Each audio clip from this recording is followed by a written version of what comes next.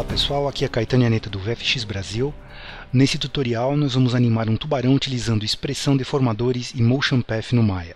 Eu vou carregar o modelo do tubarão. Esse modelo você pode baixar ele através do link na página. Ele é um modelo simples, ele vai servir para exemplificar os conceitos que nós vamos aplicar para animar o tubarão.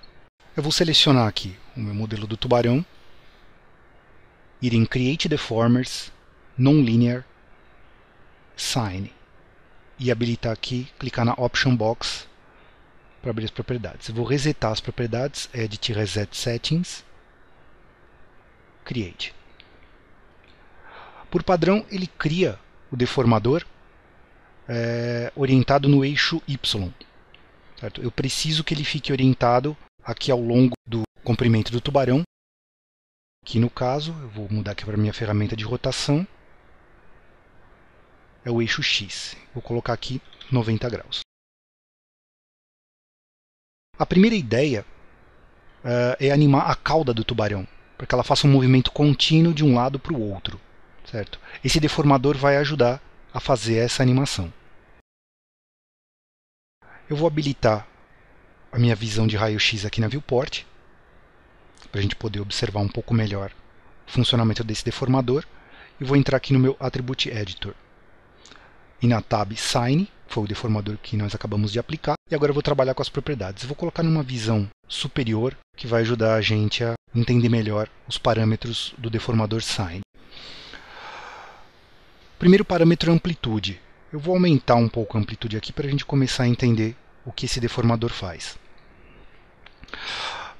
Esse deformador Sign, o que ele faz na verdade é deformar um objeto através da função matemática seno.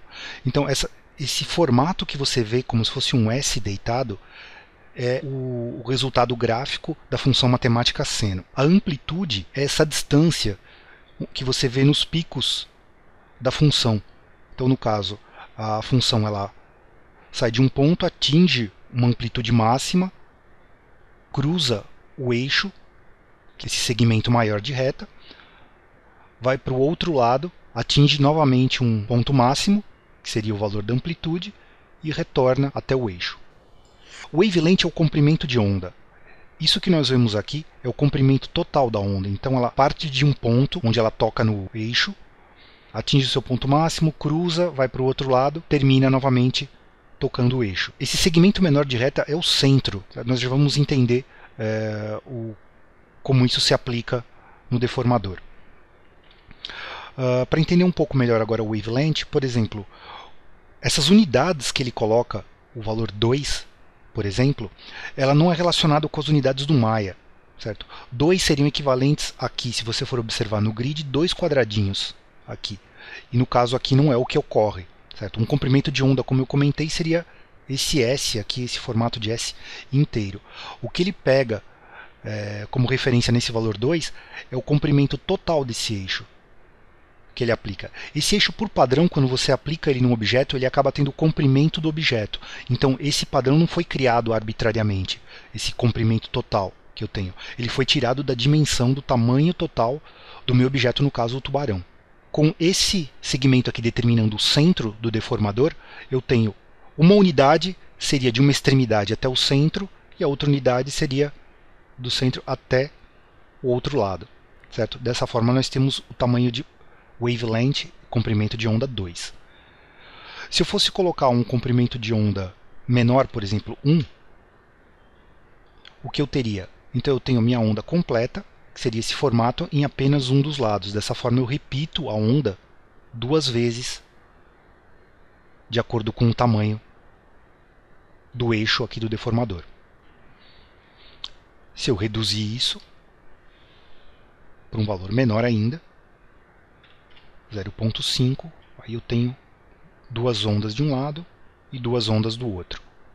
E assim por diante. Se eu for aumentar para o outro lado, por exemplo, o valor original era 2, vou colocar 4, certo? Eu tenho meia onda. Certo?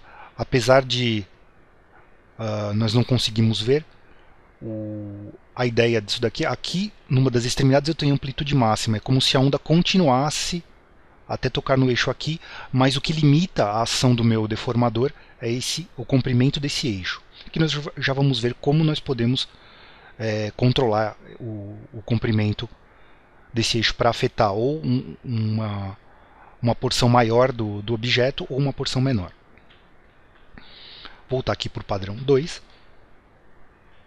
O offset ele desloca a onda ao longo desse eixo. Um valor positivo, por exemplo, um offset de 0.1, se você for observar, ele deslocou aonde ela cruzava aqui de 0,1.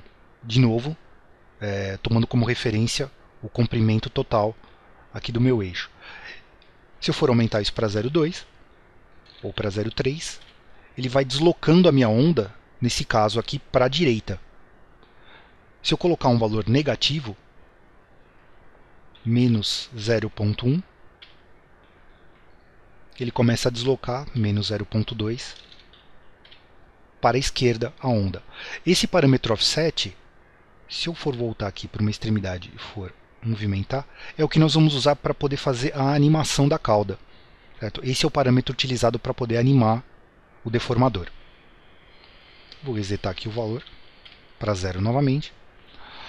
O drop-off ele procura atenuar esse ângulo onde a curva da onda cruza o eixo. Um drop-off negativo ele procura atenuar, deixando aqui a saída da curva mais tangente ao ponto central, ao meu centro do deformador. Um drop-off positivo ele procura atenuar nas extremidades, aonde a onda corta o eixo, onde ela toca o eixo, fora do centro. Voltar aqui. Drop-off 0 novamente. Low bound e high bound seriam os valores que limitam o efeito do deformador. Low bound, se eu for colocar esse valor aqui para 0, o que ele me faz? Ele desabilita o efeito, eu não tenho mais o efeito da onda, do centro para essa extremidade. O high bound, também se eu for colocar ele para 0, eu não tenho. Dessa forma, eu tenho o deformador praticamente desabilitado. Nenhum efeito ocorre no objeto onde ele foi aplicado. Vou colocar novamente aqui 1. Se eu for aumentar isso daqui, ele mostra aqui no deformador que ele cresce nesse sentido. Da mesma forma, se eu for deixar ele um valor menor que menos 1 no low bound, ele vai aumentar o efeito para o outro lado. Certo? Nesse caso, não há uma aplicação específica, uma vez que o nosso objeto, o tubarão, ele termina de 1 para menos 1. Voltar aqui. Menos 1 e 1. E agora nós vamos começar a ajustar esses parâmetros para poder deixar a animação só na cauda. Então a primeira coisa que eu preciso fazer é desabilitar o efeito dele aqui nessa extremidade, para que a parte frontal aqui da boca, o nariz do tubarão não sofra a alteração por esse deformador. Então eu vou zerar o high bound. Certo? Se eu for mexer agora no meu offset para poder visualizar o movimento, ainda existe uma coisa muito estranha que ele fica andando para um lado e para o outro. Isso porque o deslocamento da onda que ele causa, a amplitude ainda passa pelo centro. A maneira de você resolver isso de forma que ele mantenha isso estático é reduzir o drop-off para menos 1. Dessa forma, aqui ele mantendo sempre o ângulo menor, chegando até a tangente, ele sempre vai posicionar o resto do objeto no centro do deformador.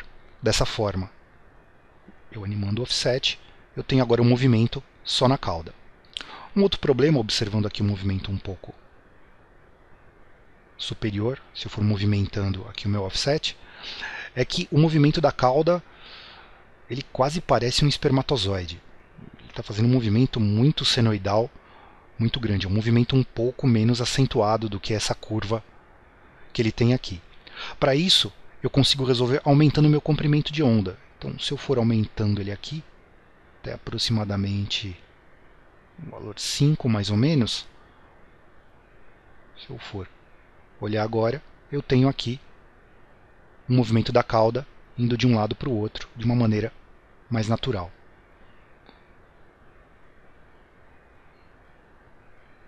Agora, o que nós precisamos fazer é automatizar esse movimento, de forma que eu ainda não tenho animação nenhuma, eu precisaria criar keyframes de animação no offset.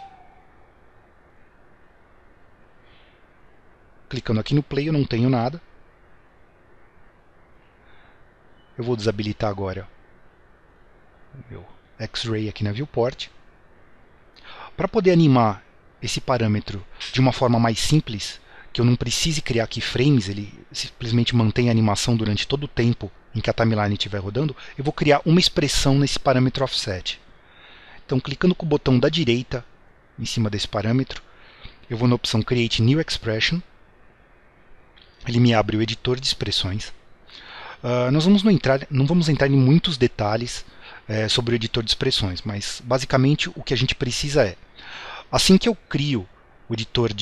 habilito o editor de expressões em cima de um parâmetro, ele coloca aqui nesse campo Select Object and Attribute o meu parâmetro relacionado ao deformador em que ele pertence. Então, no caso, Sine1, que é o nome do deformador, .offset, que é o parâmetro. Eu vou selecionar tudo isso daqui, Ctrl C no meu teclado, clicar aqui na área de expressão, Ctrl V.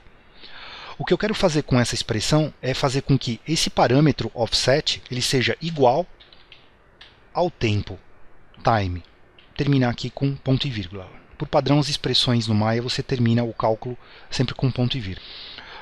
E vou clicar em Create aqui para ele criar a expressão. Fechar o editor. Ele muda a cor aqui do campo do meu parâmetro. O que ele quer indicar aqui é que esse parâmetro agora está sendo calculado. Eu não tenho mais controle aqui direto sobre ele. Ele está sendo resultado de um cálculo. Eu vou ampliar aqui a quantidade de frames da minha animação para 300 quadros para a gente poder observar um pouco melhor. E agora eu tenho a minha animação aqui automatizada sendo resultado de um cálculo feito em relação ao tempo. Voltando aqui para a expressão,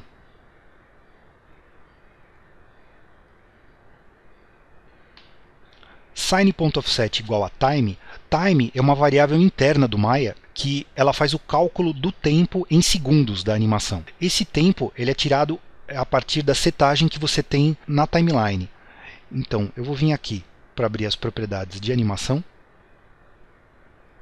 Aqui em Settings, eu tenho que o meu tempo significa que 24 quadros por segundo, ou seja, um segundo equivale a 24 quadros da minha timeline. Para entender isso melhor, vou fechar aqui. Vou só posicionar isso um pouco aqui para baixo. Aliás, vou minimizar aqui, depois nós voltamos. Se eu colocar aqui meu time em tempo 24, offset, o valor que ele me calcula aqui é 1, que é basicamente o cálculo que ele fez lá.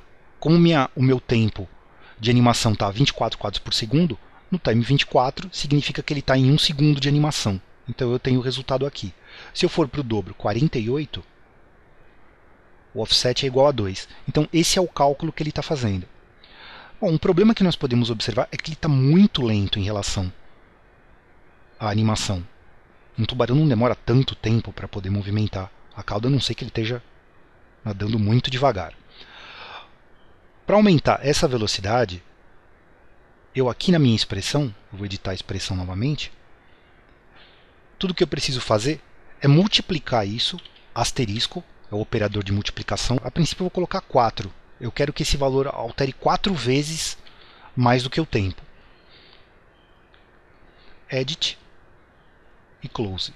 Agora, se eu for aqui no frame 24, se você for observar, ele me dá o resultado. Ao invés, anteriormente ele dava 1, agora ele resulta em 4. O que significa que ele está multiplicando o tempo em segundos, que ele retorna por 4. Dessa forma, vou retornar aqui e dar play, eu tenho uma animação mais rápida. No próximo tutorial, continuação dessa animação, nós vamos ver como animar o tubarão ao longo de um caminho, dando sequência a essa animação. Obrigado e nos vemos no próximo tutorial.